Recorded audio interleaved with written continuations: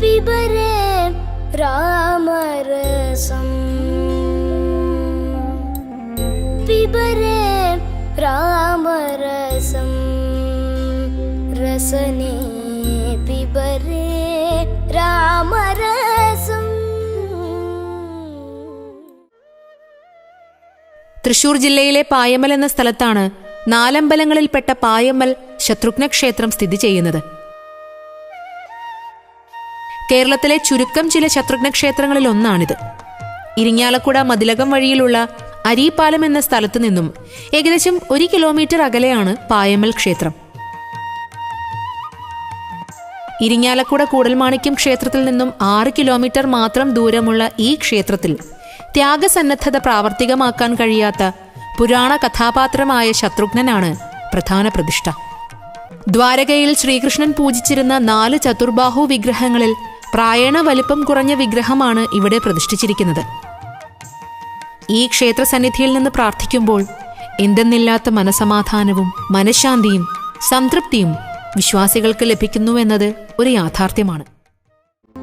പിബരേ രാമരസം.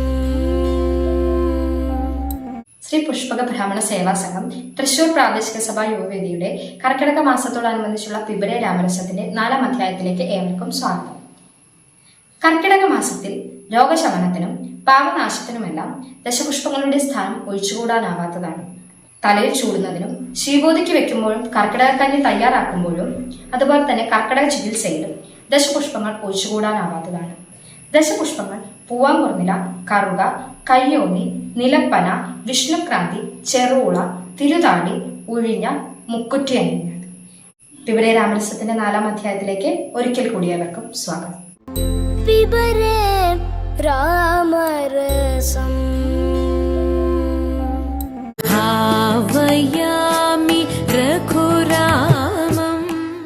നമസ്കാരം പ്രിയപ്പെട്ടവരെ, രാമായണ മാസം ആചരിക്കുന്ന ഇക്കാലത്ത് രാമായണത്തിൻ്റെ പൈതൃകത്തെക്കുറിച്ച് ചിന്തിക്കുന്നത് ഏറ്റവും ഉചിതമായിരിക്കും. നാമൊക്കെ കരുതുന്നത് ഭാരതത്തിൻ്റെ ഏറ്റവും ആത്മാവായിരിക്കുന്ന ഗ്രന്ഥമാണ് രാമായണം എന്നാണ്. ഇതിഹാസങ്ങളായിരിക്കുന്ന രാമായണവും മഹാഭാരതവും ഭാരതത്തിൻ്റെ സ്വത്താണ് എന്ന കാര്യത്തിൽ സംശയമൊന്നുമില്ല.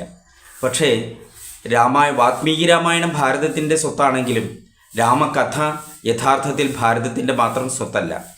അത് ലോകമെമ്പാടുമുള്ളതായിരിക്കുന്ന മുഴുവൻ ജനങ്ങളുടെയും സംസ്കാരത്തിൻ്റെയും സമ്പത്താണ് യഥാർത്ഥത്തിൽ രാമകഥ. ആ രാമകഥയുടെ വൈവിധ്യത്തെക്കുറിച്ചും അതേപോലെ തന്നെ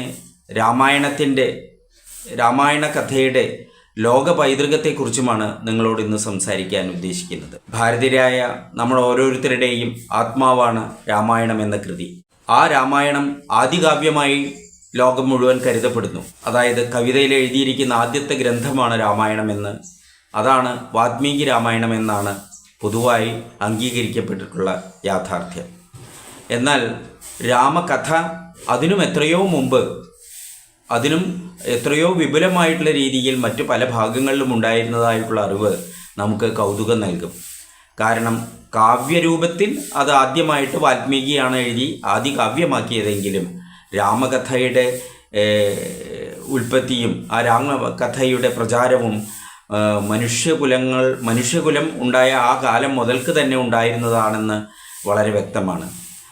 നാരദൻ വാൽമീകിയോട് പറയുകയാണ്, ആരാണ് ഈ ലോകത്തിലെ ഏറ്റവും നല്ല മനുഷ്യൻ എന്നുള്ളതായിരിക്കുന്ന വാൽമീകിയുടെ ചോദ്യത്തിന് ഉത്തരമായിട്ട് രാമകഥ മുഴുവനായി നാരദൻ വാൽമീകിക്ക് പറഞ്ഞു കൊടുക്കുന്നതായി ഈ രാമായണം കഥയുടെ ഏറ്റവും ആദ്യത്തിൽ തന്നെ നമുക്ക് കാണാൻ സാധിക്കും. അപ്പോൾ നിലവിലുണ്ടായിരുന്നൊരു രാമകഥയെയാണ് വാൽമീകി പിന്നീട് തമസാ നദിയുടെ തീരത്തുണ്ടായ ക്രൗഞ്ചപക്ഷികളുടെ വിയോഗത്തിൽ നിന്നും ഒരു കാവ്യമാക്കി മാറ്റിയത് എന്ന് അതിൽ നിന്ന് തന്നെ വളരെ വ്യക്തമാണ്.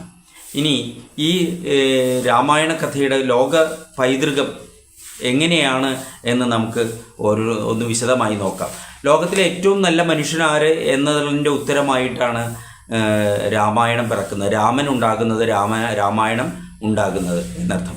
ലോകത്തിലെ എല്ലായിടത്തുമുള്ള രാമായണത്തിൻ്റെയും ആശയം എന്ന് പറയുന്നത് ലോകത്തിലെ ഏറ്റവും നല്ല മനുഷ്യൻ്റെ കഥ പറയാനുള്ള വെമ്പലാണ്. എല്ലാ രാമായണങ്ങളും ലോകത്തെ 14-ലധികം രാജ്യങ്ങളിൽ വ്യക്തമായ രീതിയിലുള്ള രാമായണ ഗ്രന്ഥങ്ങളുണ്ട്. ആ രാമായണ ഗ്രന്ഥങ്ങളിലെല്ലാം ഏറ്റവും നല്ല മനുഷ്യൻ്റെ കഥ പറയാനാണ് പരിശ്രമിച്ചിട്ടുള്ളത്. അപ്പോൾ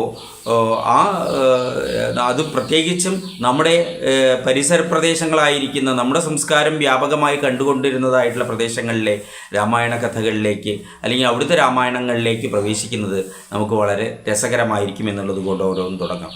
ഭാരതത്തിലെ രാമായണത്തെക്കുറിച്ച് നാം പറഞ്ഞു കഴിഞ്ഞു. ഭാരതത്തിൻ്റെ തന്നെ ജീവനായിരിക്കുന്ന രാമനും അതേപോലെ തന്നെ ലക്ഷ്മണനും സീതയും അവരുടെ ജീവിതവും അവരുടെ കാനനവാസവും പിന്നെ രാവണനെ കണ്ടുമുട്ടലും രാവണവധവും അടങ്ങിയിട്ടുള്ളതായിരിക്കുന്ന രാമായണമാണ് നമ്മുടെ വാത്മീകിയുടെ രാമായണമാണ് ഭാരതത്തിലെ 200-ലധികം രാമായണങ്ങൾക്ക് ഏറ്റവും അടിസ്ഥാനമായി കണക്കാക്കപ്പെടുന്നത് വാത്മീകിയുടെ രാമായണമാണ്. ഇനി നമ്മുടെ സീതയുടെ ജന്മനാടായിരിക്കുന്ന നേപ്പാളിൽ ഇത് സിദ്ധരാമായണം എന്ന പേരിൽ മറ്റൊരു ഋഷി വര്യൻ അതല്ലെങ്കിൽ മറ്റൊരു മഹാകവി എഴുതിയിരിക്കുന്ന രാമായണത്തെയാണ് ആ നാടിൻ്റെ മഹാകാവ്യമായിട്ട് ഇതിഹാസമായിട്ട് അവർ കരുതുന്നത്. നേപ്പാളിൻ്റെ ഇതിഹാസമായി കരുതുന്നത് സിദ്ധരാമായണം എന്നുള്ളതായ ഒരു കൃതിയാണ്. ഇനി മൂന്നാമതെടുക്കുകയാണെങ്കിൽ തായ്ലൻഡ് എന്നുള്ളതായിരിക്കുന്ന രാജ്യത്ത് രാമകീയൻ എന്നാണ് അവിടുത്തെ അവിടുത്തെ ഇതിഹാസത്തിൻ്റെ പേര് രാമകീയൻ എന്നാണ്. അത് തായ് സാഹിത്യത്തിലെ ഏറ്റവും പ്രശസ്തമായിട്ടുള്ള ഈ രാമകീയൻ അറിയപ്പെടുന്നത്. പ്രാദേശികമായിരിക്കുന്ന ഭേദഭാവങ്ങളൊക്കെ അതിൽ ധാരാളം നമുക്ക് കാണാൻ സാധിക്കും. എങ്കിലും അവരുടെ ഒരു ദേശീയ ഗ്രന്ഥമായിട്ടാണ് അത് കണക്കാക്കപ്പെടുന്നത്. എന്ന് മാത്രമല്ല അയുത്തയ എന്നാണ് പഴയ തായ്ലാൻഡിൻ്റെ തലസ്ഥാനമായി കരുതപ്പെട്ടു പോന്നിരുന്നത്. അയുത്തയ എന്ന് പറഞ്ഞാൽ അയോധ്യ എന്നുള്ളതിൻ്റെ തായ് ഭാഷയിലുള്ള മൊഴിയാണ്. അതേപോലെ തന്നെ അവിടെ തായ്ലാൻഡ് ഭരിച്ചിരുന്ന ഏറ്റവും അവസാനത്തെ രാജവംശത്തിൻ്റെ പേര് രാമവംശം എന്നായിരുന്നു. അപ്പോൾ രാമവംശത്തിലെ അയുത്തയ കേന്ദ്രമാക്കി ഭരിച്ചിരിക്കുന്ന കുടുംബത്തിൻ്റെ ഇതിഹാസ ഗ്രന്ഥമായിട്ടാണ് ഈ രാമകീയൻ എന്നുള്ളതായിരിക്കുന്ന ഗ്രന്ഥം തായ്ലാൻഡിലെ അറിയപ്പെടുന്നത്. അത് അവിടുത്തെ സംസ്കാരത്തിൻ്റെയും സാഹിത്യത്തിൻ്റെയും അടിസ്ഥാന ശിലയായിട്ട് ഇന്നും നിലകൊള്ളുന്നുമുണ്ട്. അടുത്തത് ലാവോസ് എന്നുള്ള രാജ്യമാണ്. ഈ ലാവോസ് എന്നുള്ള രാജ്യത്തെ ഒരു ഇതിഹാസ ഗ്രന്ഥമാണ്. അവരുടെ പ്രാദേശികമായിരിക്കുന്ന അല്ലെങ്കിൽ അവരുടെ നാടിൻ്റെ ഒരു ഇതിഹാസ ഗ്രന്ഥമാണ് ഫ്രാ ലാം എന്നാണ്. ഫ്രാ ലക് ആൻഡ് ഫ്രാ ലാം എന്നുള്ളതാണ് അവരുടെ ഇതിഹാസ ഗ്രന്ഥത്തിൻ്റെ പേര്. ഈ ലക് എന്നുള്ളത് ലക്ഷ്മണനെയും ലാം എന്നുള്ളത് രളയോരഭേദം എന്നുകൊണ്ട് രാം എന്നുള്ളതിനെയാണ് സൂചിപ്പിക്കുന്നത്. ലക്ഷ്മണനും രാമനും എന്നാണ് അവരുടെ ഇതിഹാസ ഗ്രന്ഥത്തിൻ്റെ പേര്. ഇത് അവരുടെ ദേശീയ ഇതിഹാസമായിട്ട് തന്നെ അവർ അംഗീകരിക്കുകയും ചെയ്യുന്നു. പക്ഷേ അവിടുത്തെ രാമൻ എന്ന് പറയുന്നത് ബുദ്ധൻ്റെ മുൻകാലത്തുള്ളൊരു ജന്മമായിട്ടാണ് അവർ കണക്കാക്കുന്നത്. ബുദ്ധൻ്റെ ജാതക കഥകളിൽ നിന്നാണ് ഈ രാമായണത്തിൻ്റെ ഉൽപ്പത്തി എന്ന് അവർ കരുതി പോരുന്നു. അപ്പോൾ അത്തരം ജാതക കഥകളിൽ രാമൻ്റെ പുത്രനായിരിക്കുന്ന ലാവ എന്ന് നമ്മൾ ലവ കുശ എന്ന് പറയുന്നതിന് തുല്യമായിട്ടുള്ളതാണ്. ലാവ രാജകുമാരൻ്റെ നാടാണ് ലാവോസ് എന്നാണ് അവർ സ്വയം വിചാരിക്കുന്നത് എന്നർത്ഥം. അവരുടെ വിശ്വാസങ്ങളിലും അവരുടെ ആചാരങ്ങളിലും അവരുടെ കലകളിലുമൊക്കെ ഈ ഫ്രാലാം എന്നുള്ളതായിരിക്കുന്ന ഗ്രന്ഥത്തിൻ്റെ സ്വാധീനം അല്ലെങ്കിൽ അവരുടെ രാമായണത്തിൻ്റെ സ്വാധീനം വളരെ പ്രകടമായിട്ടുള്ളതാണ്. അടുത്തത് ഇന്തോനേഷ്യയാണ്. ഇന്തോനേഷ്യയിലെ രാമകവച എന്നാണ് അവിടുത്തെ ഇതിഹാസ ഗ്രന്ഥത്തിൻ്റെ പേര്.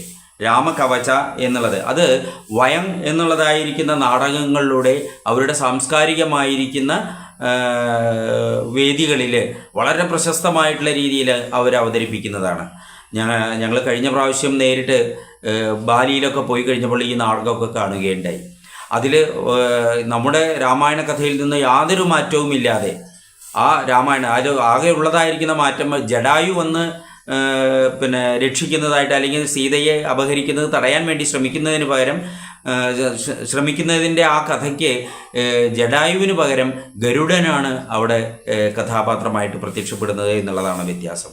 അതേപോലെ അവരുടെ നഗരങ്ങളിൽ മുഴുവൻ രാമായണത്തിലെയും മഹാഭാരതത്തിലെയും കഥാപാത്രങ്ങളുടെ വലിയ വലിയ പ്രതിമകൾ ഓരോ നാലും കൂടിയ തെരുവുകളിലും നമുക്ക് കാണാൻ സാധിക്കും. ഒരേ സംസ്കാരത്തിൻ്റെ, ഭാരതീയ സംസ്കാരത്തിൻ്റെ എന്ന് നമുക്ക് പറയാൻ പറ്റില്ല, ഈ സനാതന സംസ്കാരത്തിൻ്റെ ഈറ്റില്ലമായിട്ടാണ് ബാലി അറിയപ്പെടുന്നത്. ഇന്തോനേഷ്യ മുഴുവനും അതേപോലെ തന്നെ ഈ രാമകവച എന്നുള്ളതായിരിക്കുന്ന ഇതിഹാസ ഗ്രന്ഥത്തിന് വളരെ പ്രശസ്തമായിട്ടുള്ള സ്വാധീനമുള്ള സ്ഥലമാണ് എന്നർത്ഥം. അതിലെ അതേപോലെ ജാവയിൽ മാത്രം, ബാലിയിൽ ഈ ഇതാണെങ്കിൽ ജാവയിൽ മാത്രമായിട്ട് കകുവിൻ രാമായണ എന്ന മറ്റൊരു പതിപ്പ് കൂടി ലഭ്യമായിട്ടുണ്ട്. രാമകഥയിൽ ചെറിയ മാറ്റങ്ങളുള്ളതായിരിക്കുന്ന മറ്റൊരു പതിപ്പ് കൂടി കകുവിൻ രാമായണ എന്ന പേരിൽ അവിടെ ജാവയിൽ പ്രശസ്തമായിട്ടുണ്ട് എന്നർത്ഥം. ആറാമത്തത് മലേഷ്യ എന്നുള്ള രാജ്യത്തിലെ രാമായണമാണ്. ഹിക്കായത്ത് സെരി രാമ എന്നാണ് അവിടുത്തെ ഇതിഹാസ ഗ്രന്ഥത്തിൻ്റെ പേര്. ഹിക്കായത്ത് സെരി രാമ. അത് യഥാർത്ഥത്തിൽ നമ്മുടെ വാത്മീകി രാമായണത്തിൻ്റെ സമാനമായിരിക്കുന്ന രീതിയിലാണ് അതിലെ കഥകൾ പോകുന്നത്. ആ കഥ രാമനേക്കാൾ പ്രധാനപ്പെട്ട കഥാപാത്രമായിട്ട് അവർ കരുതുന്നത് ലക്ഷ്മണനെയാണ് എന്നുള്ളതാണ് വ്യത്യാസം.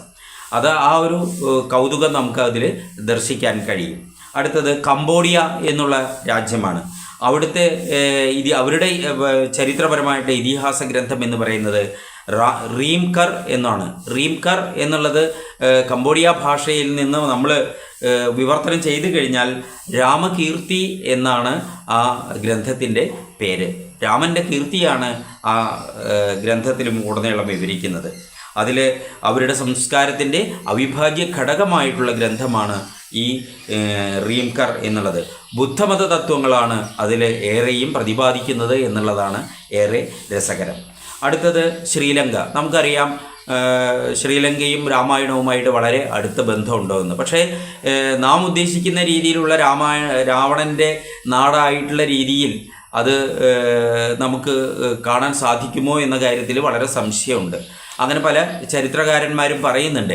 എങ്കിൽ പോലും ഇപ്പോൾ ഈ രാമായണത്തിൻ്റെ പൈതൃകം അവർ കൂടി ഉൾക്കൊള്ളുന്നതിനും വിനോദസഞ്ചാരത്തിന് വേണ്ടി അത് ഉപയോഗിക്കുന്നതിനുള്ള പരിശ്രമങ്ങൾ അവിടെ നടന്നുകൊണ്ടിരിക്കുന്നുണ്ട്. പക്ഷേ അവിടെയും രാമായണമുണ്ട്, അല്ലെങ്കിൽ രാമായണ കഥയുള്ളതായിരിക്കുന്ന ഗ്രന്ഥമുണ്ട്.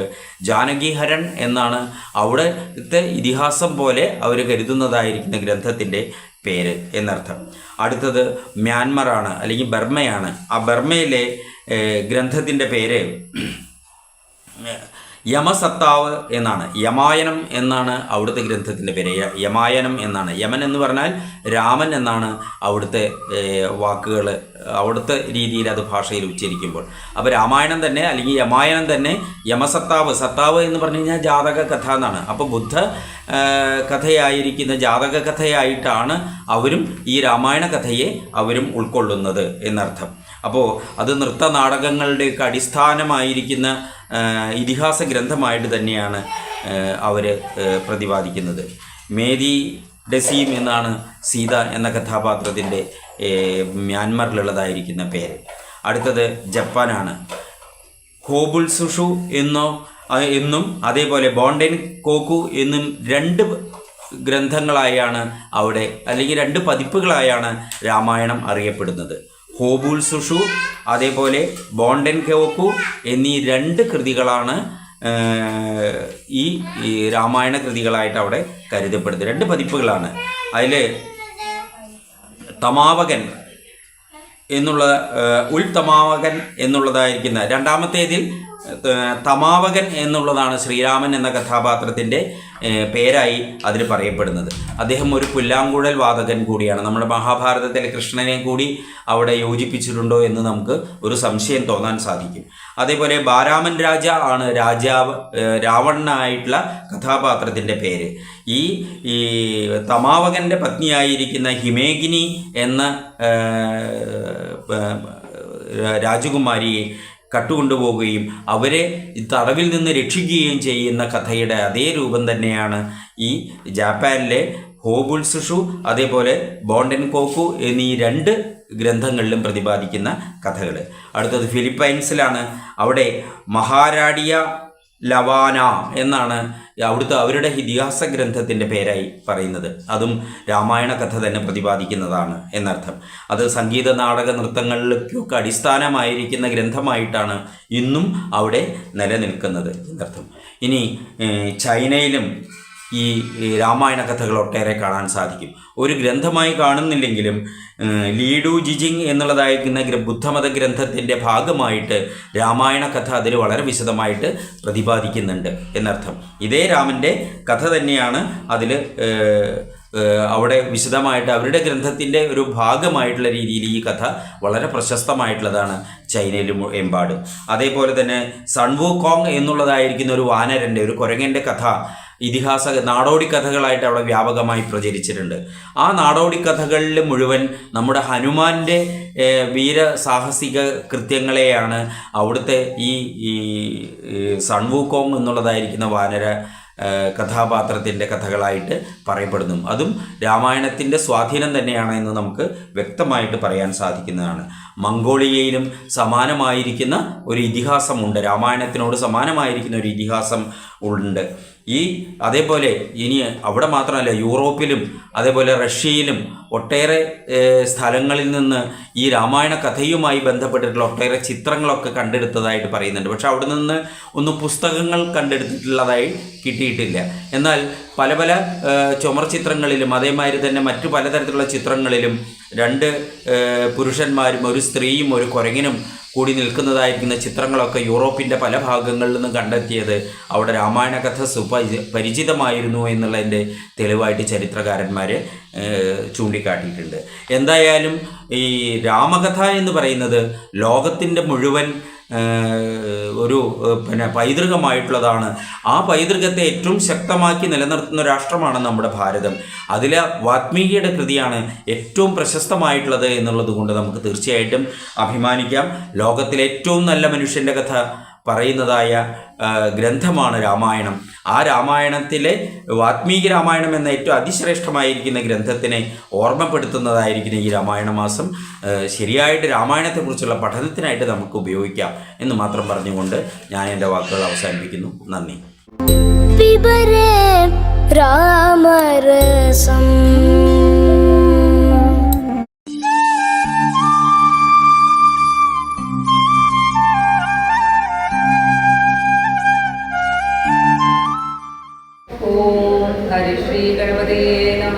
अविघ्नमस्तु।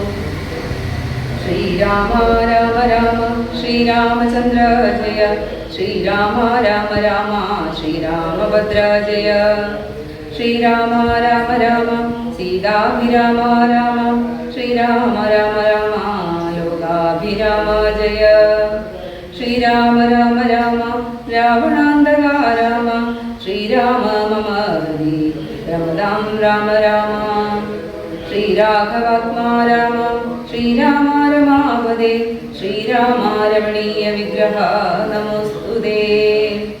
नारायणाय नमो नारायणाय नमो नारायणाय नमो नारायणाय नमः। ശ്രീരാമനാമം പാടി വന്ന പൈങ്കിളിപ്പെണ്ണെ, ശ്രീരാമചരിതം നീ ചൊല്ലിയിടുപടിയാതെ, ശാരിക പൈതൽ ദാനം വന്ദിച്ചു വന്ദ്യന്മാരെ, ശ്രീരാമസ്മൃതിയോടെ പറഞ്ഞു തുടങ്ങിനാൾ. ബാലകാണ്ഡം അഹല്യാമോക്ഷം. എന്നതു കേട്ടു വിശ്വാമിത്രരൂര ചെയ്തു പന്നകശായി പരൻ തന്നോടു പരമാർത്ഥം.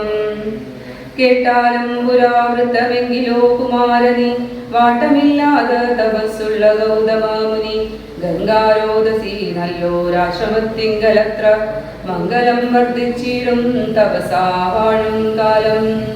ലോകേശൻ നിജസുതയായുള്ളോരഹല്യയം, ലോകസുന്ദരിയായ ദിവ്യകന്യകാരത്നം, ഗൗതമമുനീന്ദ്രനു കൊടുത്തു വിധാതാവും. കൗതുകം പൂണ്ടു ഭാര്യാഭർത്താക്കന്മാരായവർ, ഭർതൃശുശ്രൂഷ ബ്രഹ്മചര്യാദി ഗുണങ്ങൾ കണ്ടിത്രയും പ്രസാദിച്ചു ഗൗതമമുനീന്ദ്രനും. തന്നെ പത്നിയായോരഹല്യയോടും ചേർന്നു പർണശാലയിൽ അത്ര വസിച്ചു ചിരകാലം. വിശ്വമോഹിനിയായോരഹല്യാരൂപം കണ്ടു ദുശ്യവനും കുസുമായുധവശനായാൻ ചെന്തുണ്ടി വായ്മലരും പന്തുക്കും മുലകളും ചന്തമേറിയിടും തുടക്കാമ്പും ആസ്വദിപ്പതിനെന്തോ ഒരു വഴിയെന്നു ചിന്തിച്ചു ശതമഖൻ.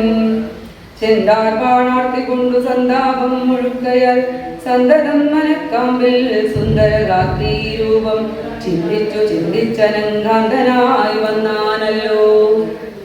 അന്തരാത്മനി വിഭൂതേന്ദ്രനോവതീനിപ്പോൾ അന്തരം വരാതെയോരന്തരമെന്തെന്നോർത്തു.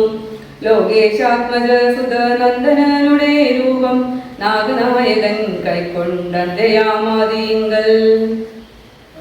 സന്ധ്യാവന്ദനത്തിനു ഗൗതമൻ പോയ നേരം അന്തരാപുക്കാനുടനാന്തരേ പരവശാൽ സുത്രാമാഹല്യയെ പ്രാപിച്ചു സസംഭ്രമം.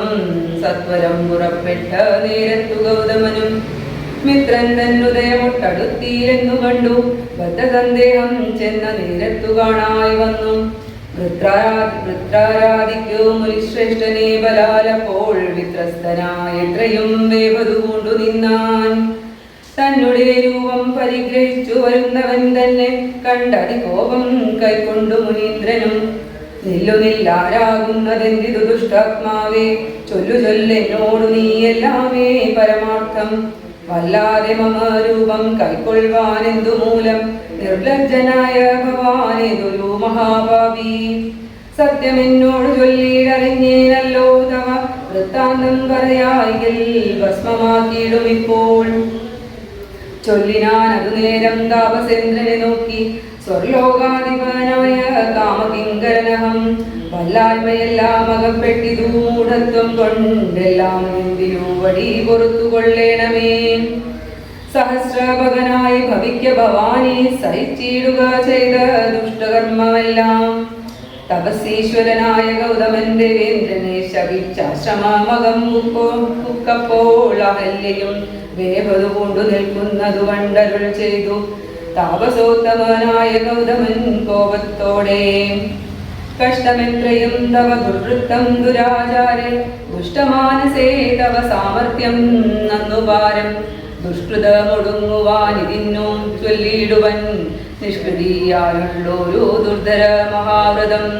കാമകിങ്കരെ ശിലാരൂപവും കൈക്കൊണ്ടു നീ രാമപാദാബ്ജം ധ്യാനിച്ചിവിടെ വസിക്കണം.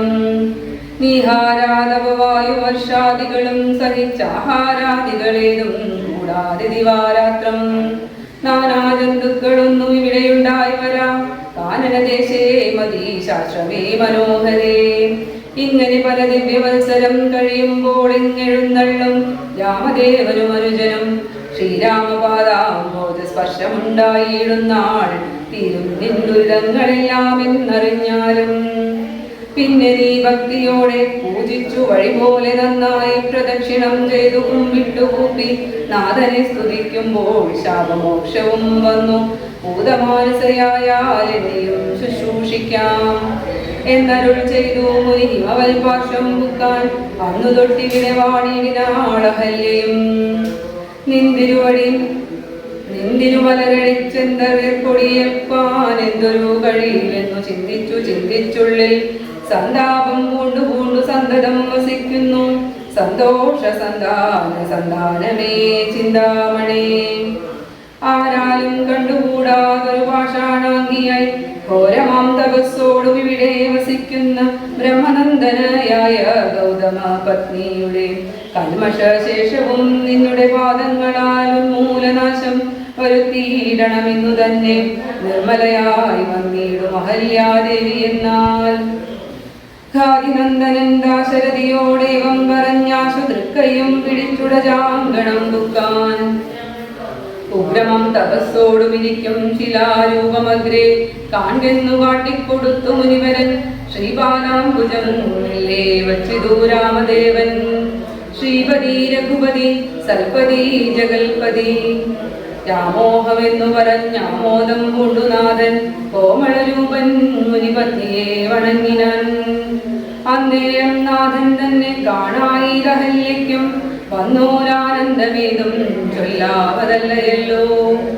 താപസശ്രേഷ്ഠനായ കൗശികമുനിയോടും താപസഞ്ജയം നീങ്ങുമാറു സോദരനോടും താപനാശകരനായൊരു ദേവൻ തന്നെ ശാപബാണങ്ങളോടും പീതമം വസ്ത്രത്തോടും ശ്രീവത്സവക്ഷസ്സോടും സുസ്മിതവക്രത്തോടും ശ്രീവത്സാംബുജതല സന്നിഭ നേത്രത്തോടും വാസവ നീലമണി സംഘാശഗാത്രത്തോടും വാസവാദ്യമരൗഢവന്ദിത പാദത്തോടും 10 ദിക്കിലുമൊക്കെ നിറഞ്ഞ കാന്തിയോടും ഭക്തവത്സലൻ തന്നെ കാണായിതഹല്യയ്ക്കും തന്നെ ഭർത്താവായ ഗൗതമതബോധനൻ തന്നോട് മുന്നവർ ചെയ്തതും ഓർക്കാളപ്പോൾ നിർണയം നാരായണൻ താനിതു ജഗന്നാഥൻ അർണോജലോചനൻ പത്മജാമനോഹരൻ ഇത്തമാത്മനി ചിന്തിച്ചുദ്ധാനം ചെയ്തു ഭക്ത്യാ സത്വരമധ്യാദികൾ കൊണ്ടു പൂജിച്ചിടിനാൾ സന്തോഷാശ്രുക്കളൊഴുകിയിടും നേത്രങ്ങളോടും സന്താപം തീർന്നു ദണ്ഡ നമസ്കാരവും ചെയ്താൾ ചിത്തകാമ്പിങ്കലേറ്റം വർദ്ധിച്ച ഭക്തിയോടും ഉദ്ധാനം ചെയ്തു രംഗലീബദ്ധത്തോടും വ്യക്തമായൊരു കുളകാഞ്ചിത ദേഹത്തോടും വ്യക്തമല്ലാതെ വന്ന ഗദ്ഗദവർണ്ണത്തോടും അദ്വയനായോരനാദ്യ സ്വരൂപനെ കണ്ടു സത്യോജാതനന്ദാബ്ദി മഗ്നനായി സ്തുതി ചെയ്താൽ. ഓം ശ്രീ സീതാ ലക്ഷ്മണ ഭരത ശത്രുഘ്ന ഹനുമത് സമേത ശ്രീരാമചന്ദ്ര പരബ്രഹ്മണേ നമഃ.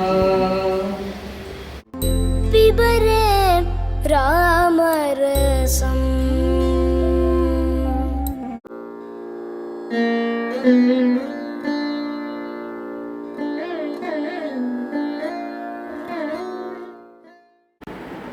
രാമായണത്തിൽ ശ്രീരാമൻ മര്യാദ പുരുഷനാണെങ്കിൽ ലക്ഷ്മണകുമാരൻ ഉത്തമ പുരുഷനാണ്. അതിന് പല ഉദാഹരണങ്ങളുണ്ട്. സഹോദര സ്നേഹം,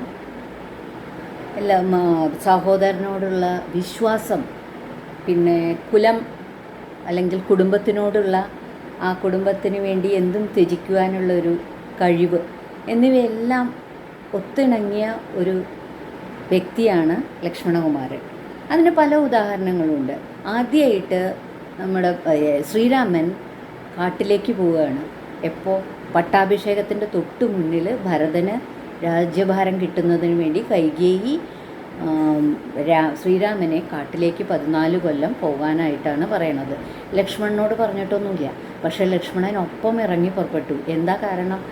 ആ തൻ്റെ ജ്യേഷ്ഠനോടുള്ള സ്നേഹവും അദ്ദേഹത്തിനെ ഒറ്റയ്ക്ക് വിടാനുള്ള സഹായിക്കാനുള്ള ഒരു മനസ്സുള്ളത് കൊണ്ട് അദ്ദേഹവും പുറപ്പെട്ടു. സീതയുണ്ട് എന്ന് ഇവരുടെയൊക്കെ ഈ നമ്മുടെ അച്ഛനമ്മമാരുടെ ഇന്നല്ലേ നമുക്കൊക്കെ നമ്മുടെ സ്വഭാവങ്ങളൊക്കെ രൂപീകരിക്കുക. അതേപോലെ തന്നെ ലക്ഷ്മണൻ പുറപ്പെട്ടപ്പോൾ മാതാവായ സുമിത്ര എന്താ പറഞ്ഞത്?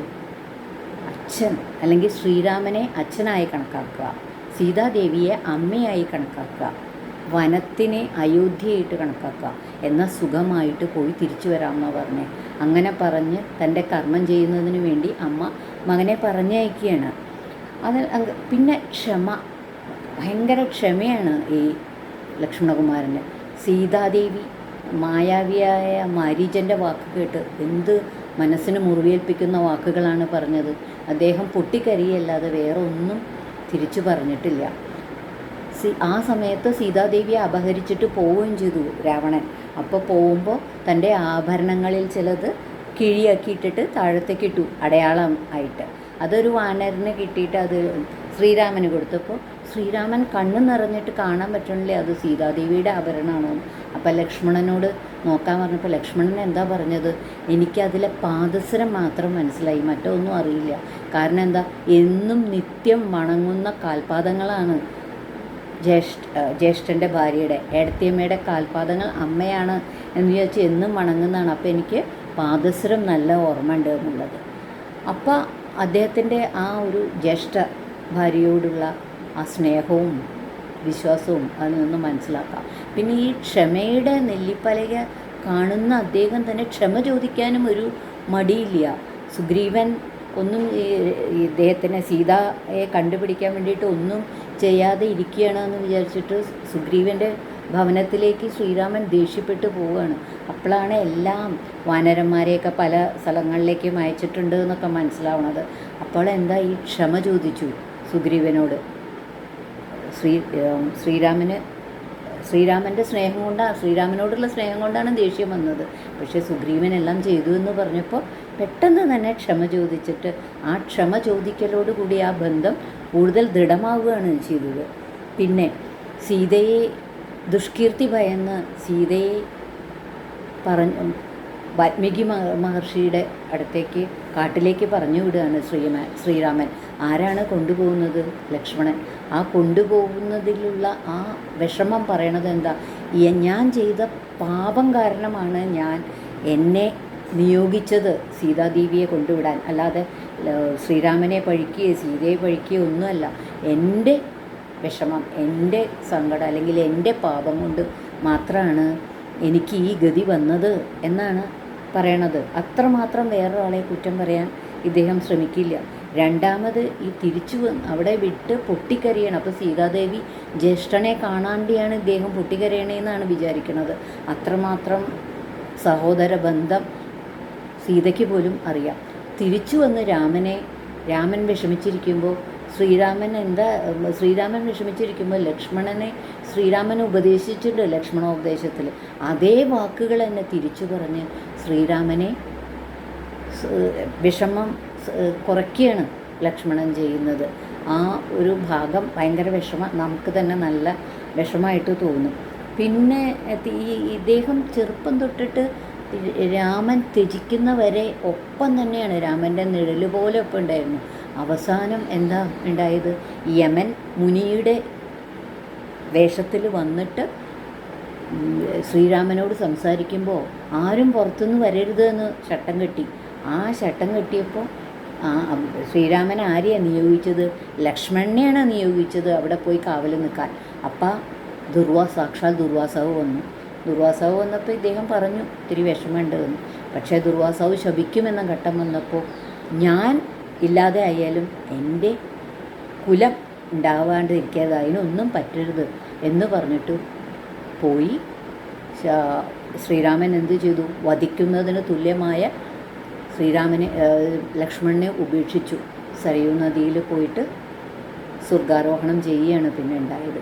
ഇത്രയും ഒരു ഉത്തമ സ്വഭാവത്തിന് ഉത്തമ പുരുഷനായിട്ടുള്ള ലക്ഷ്മണനെ എല്ലാ കുട്ടികളും അവരവരുടെ ഒരു ഉത്തമ ഉദാഹരണമായിട്ട് കണക്കാക്കണം. നമസ്കാരം. പിബരേ രാമരസം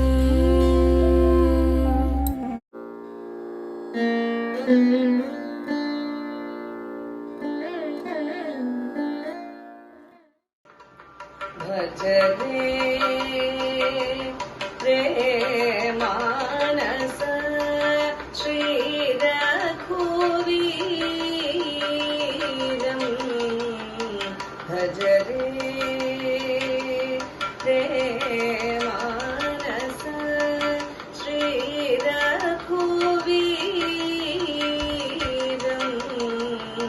ഭജരേ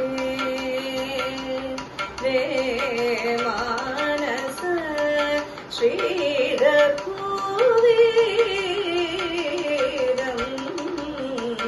ഭൂതിമോഖിപദം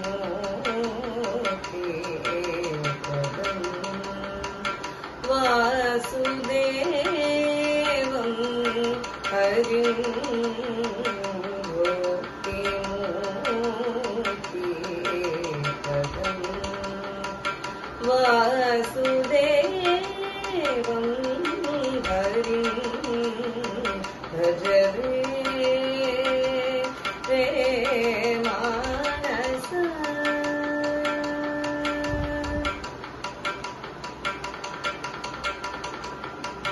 വൃജിന വിദൂരം വിശ്വാധാരം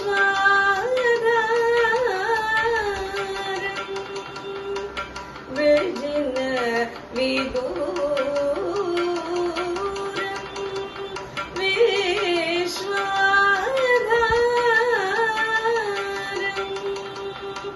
സുജനമന്ദ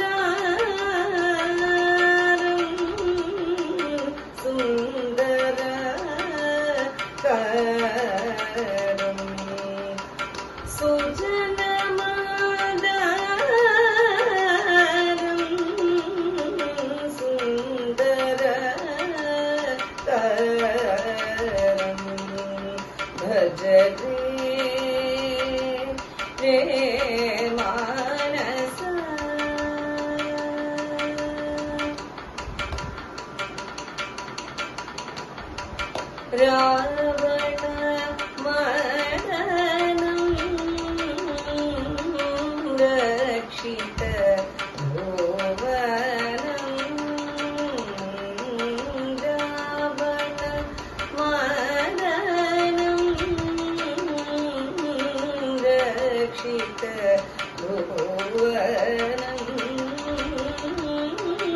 രാവണ മരണനം രക്ഷിത ഭുവനം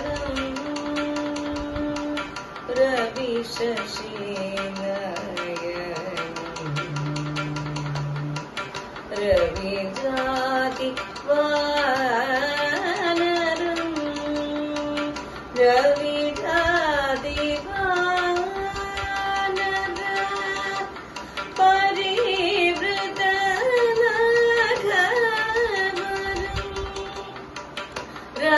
രത്നഹാര പരിശോഭിത കന്ദകം രവിശശികുജമുഖ ഗുരു ശുക്രശനൈശ്വര രാഹുകേതു മേതാരം രാജകുമാരം രാമം പവനജാതം അവനിജാമനോഹരം ഭജരേ രേ മാനസ ശ്രീരഘുവീരം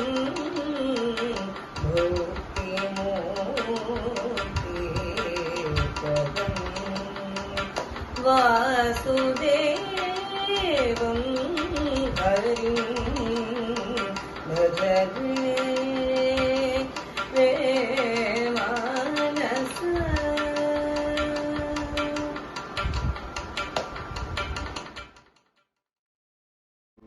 പിബരേ രാമരസം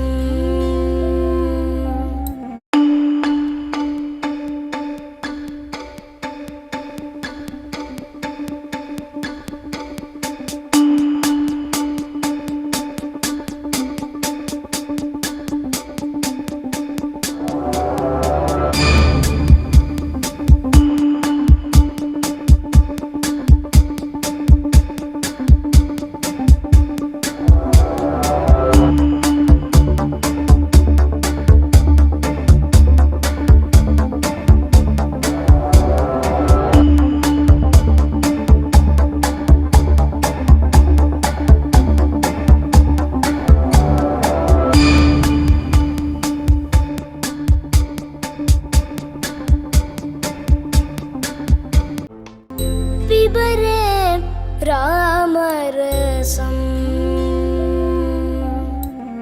പിബരേ രാമരസം രസനേ പിബരേ രാമരസം